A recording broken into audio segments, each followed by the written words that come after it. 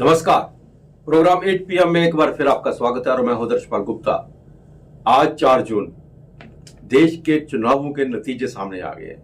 रुझान और नतीजों से यही लग रहा है कि एनडीए को अभी तक 294 सीटें मिलने का अनुमान है और इंडिया गठबंधन को 232 और 17 अदर्स। हम इसकी डिटेल्स जो है अपने पेज में डाल देंगे, किस किस को कहां से कितनी कौन कौन सी सीट मिल रही है। लेकिन सबसे बड़ी बात यह है कि जम्मू कश्मीर की बात करें हम, जम्मू कश्मीर के अंदर ये एक चुनाव बहुत अहम रखता है। इसकी बहुत ही अहमियत है इस चुनावों की। यहां जम्मू कश्मीर के अंदर 2,000-2,500 वोटों से एक मेंबर असेंबली बन जाता है, एमएलए बन जाता है और 3-4 हजार वोटों से वो मेंबर पार्लियामेंट बनता रहा है। लेकिन इन चुनावों में यहाँ पे लाखों के हिसाब से कश्मीर के अंदर जो है लीड लेके जो है चुनाव जीते गए हैं। यहां तक हम 5 सीटों की बात करें और छठे जो है लद्दाख की जो सीट है उसकी हम बात करें, उधमपुर की सीट, उधमपुर कठुआ कॉन्स्टिट्यूंसी की सीट पे डॉक्टर जितेंद्र सिंह ने तीसरी बार जीत हासिल की है। 1,27,395 वोटों से भी अधिक वोटों से डॉक्टर जितेंद्र सिंह ने वहां से तीसरी बार जीत हासिल की है। और इसी तरह जम्मू से जुगल किशोर ने भी तीसरी बार जीत हासिल किया 1,31,540 वोटों से। यहां तक अनंतनाग की बात करें, अनंतनाग में मियां अल्ताफ ने 2,79,279 वोटों से जीत हासिल की है। श्रीनगर में आगा सैयद ने भी 1,88,000 से अधिक वोटों से जीत हासिल की है। और बारामूला में भी चौंकाने वाले रिजल्ट सामने आए हैं। यहां इंजीनियर रशीद ने 2 लाख से अधिक वोटों से जीत हासिल की है और इंजीनियर रशीद इस वक्त तिहाड़ जेल में बंद है। लद्दाख की बात करें, लद्दाख में करगिल के इंडिपेंडेंट कैंडिडेट मोहम्मद हनीफ जान ने भी वहां से आज जीत हासिल की है। जिस तरह से पीपी न्यूज लाइन बार बार यही कह रहा था कि जम्मू कश्मीर के जो रिजल्ट हैं वही आए, जिस तरह से पीपी न्यूज लाइन ने बताया था, वो एग्जैक्ट बोलते पीपी न्यूज लाइन की, वही रिजल्ट सामने आए हैं। जम्मू की हम बात करते हैं, एक बार फिर बात करते हैं जम्मू की 2 सीटें जहां भारतीय जनता पार्टी के कैंडिडेट खड़े थे, तीसरी बार चुनाव लड़ रहे थे। जम्मू की सीट को हमेशा एक सेफ सीट समझा गया है। जब से वहां से पुंछ राजौरी को निकाल दिया और रियासी को वहां पे लगा दिया, लग रहा था कि जम्मू की बहुत सेफ सीट है और जीती भी। लेकिन सबसे जो टफ मुकाबला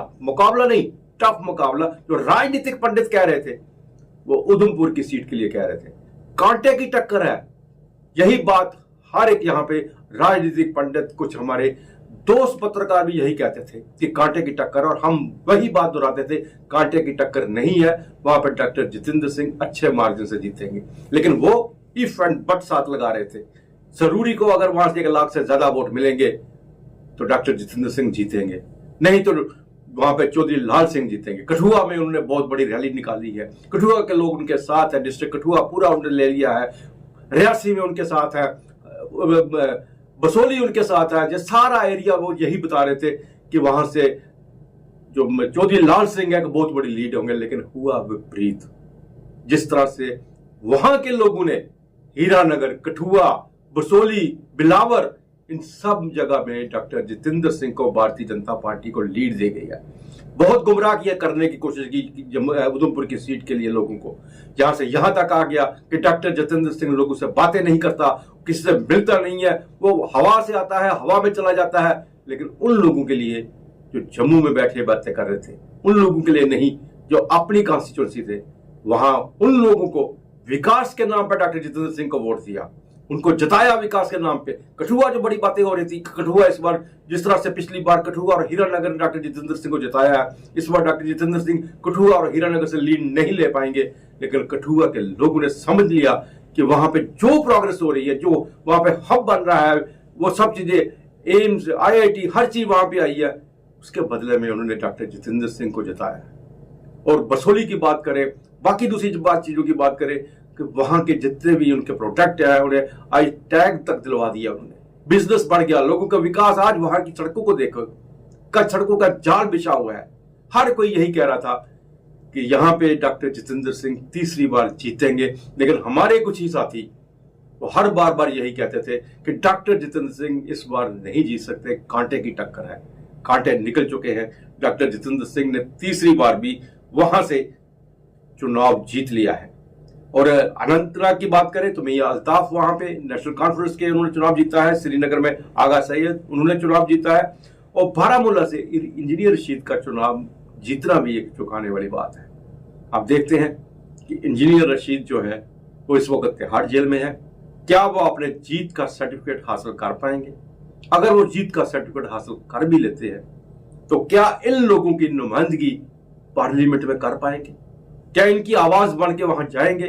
क्योंकि केस तो उन पर खत्म नहीं होंगे। उनके ऊपर जो केस चल रहे हैं वो कोर्ट में चल रहे हैं। अदालत उनको पार्लियामेंट में भेजने की इजाजत देगी या नहीं देगी, ये एक बहुत बढ़िया। लद्दाख में यही अनुमान लगाया जा रहा था कि वहां पे मोहम्मद अनीफा जान जो है वो चुनाव जीतेगी।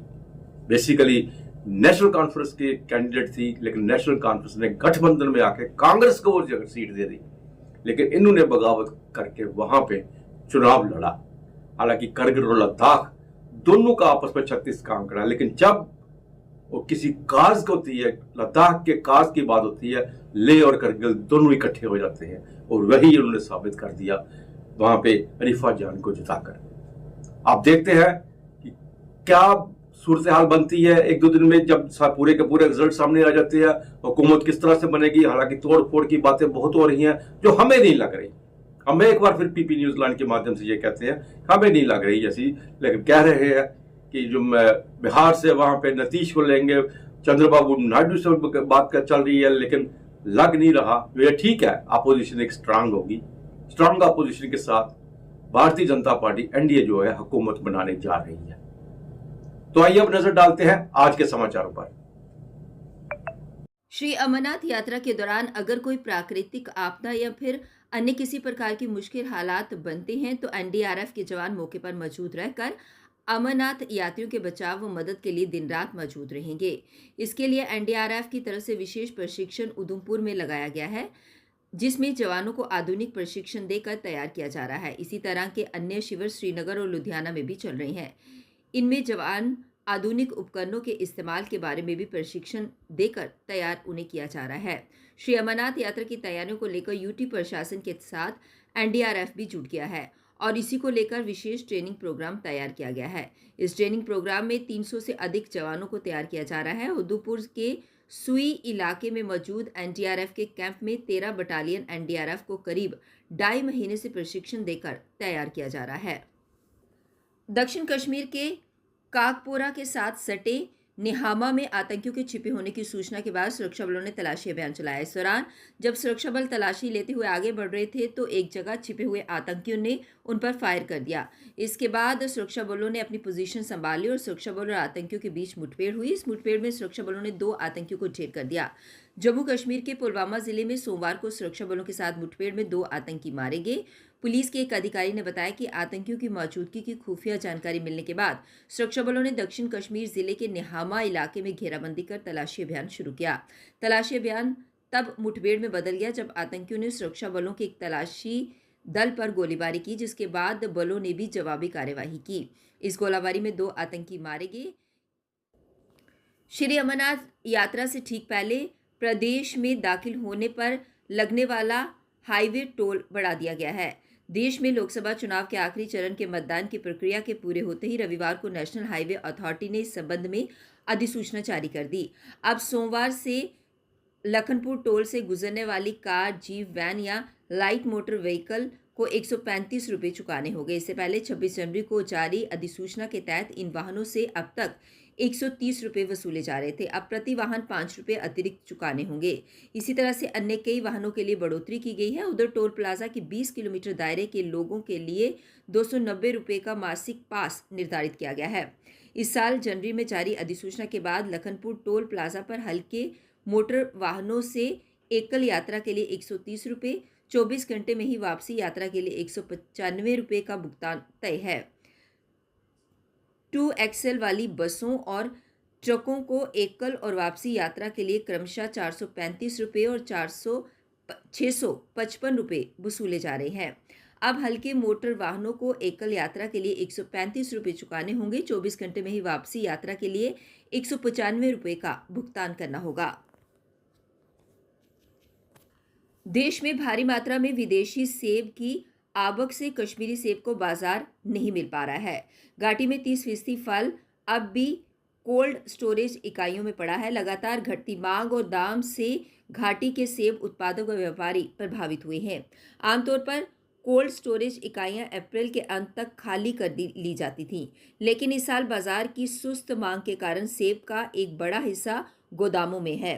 स्थानीय उत्पादकों और व्यापारियों का कहना है कि मौजूदा बाजार मांग को देखते हुए लगता है कि कोल्ड स्टोर में जुलाई के मध्य तक पिछले साल का भंडारण खत्म नहीं होगा।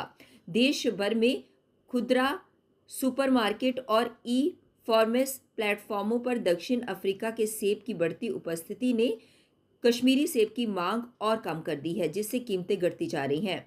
इससे स्थानीय उत्पादकों व व्यापारियों को काफ़ी नुकसान हुआ है। घाटी के सेब उत्पादक समीर अहमद ने कहा कि पिछले वर्षों में बसंत के दौरान बाजार में प्रति पेटी सेब 1500-2000 रुपये बिकता था। इस साल मांग कम होने से रोज़ कीमत गिरने से नुकसान हो रहा है।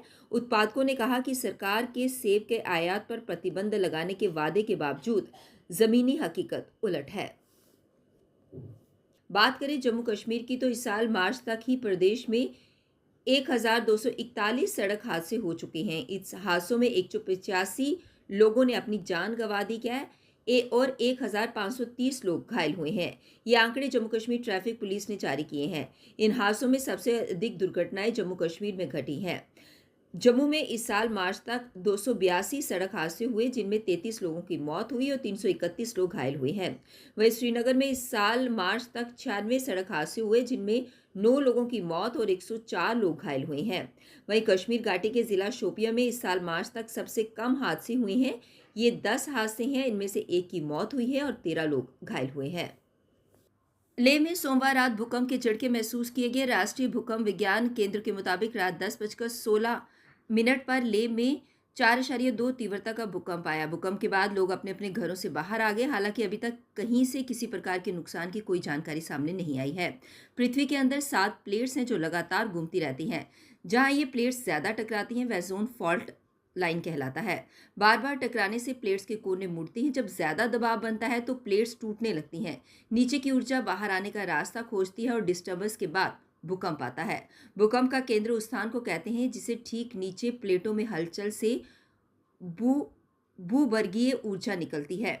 इस स्थान पर भूकंप का कंपन ज़्यादा होता है।